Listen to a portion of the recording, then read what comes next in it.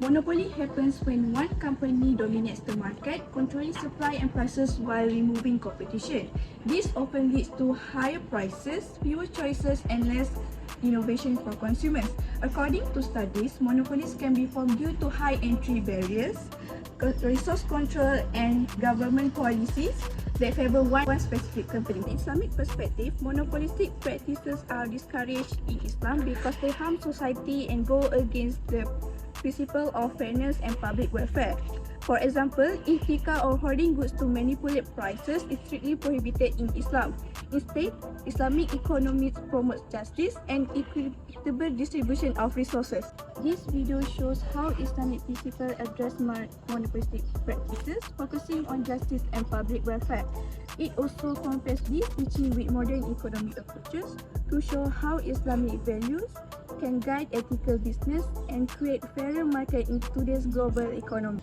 Before we going on a deeper conversation about monopoly, we need to know that Islamic economics are grounded with an ethical principle of Islam, which aim to achieve socio-economic justice, fairness, and public welfare. So how Islamic economics want to achieve that aim? So, Homo Islamicus is an entity that represents Islamic economics in the principle of Islam. Islam is a religion that promotes business and entrepreneurship.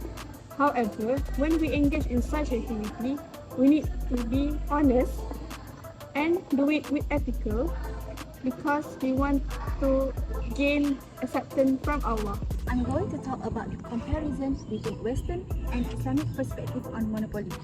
In Western perspective, monopoly seems negatively as it can harm the competition, reduce innovation, and increase price. Government regulate monopolies to ensure fair competition and protect consumers.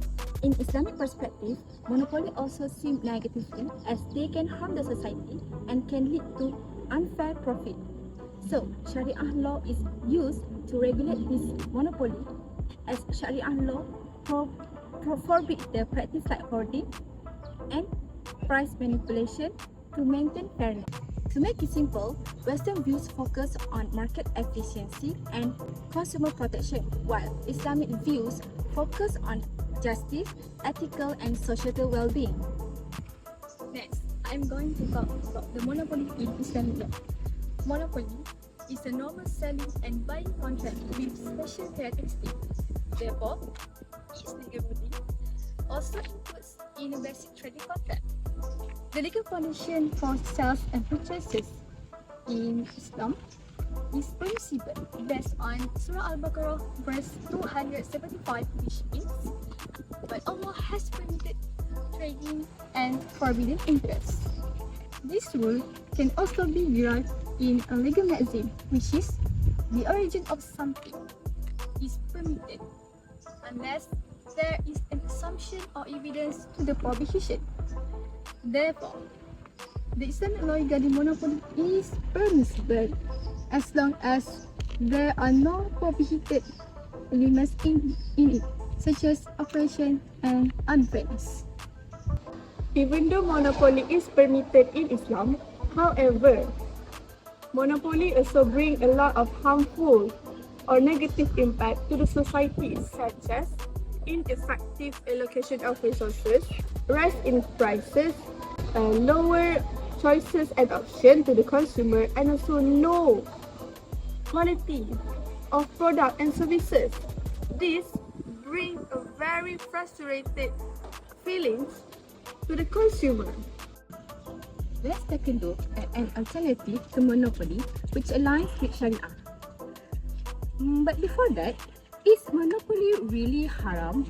Well, not entirely, but there is still some act of monopoly that is prohibited in Islam.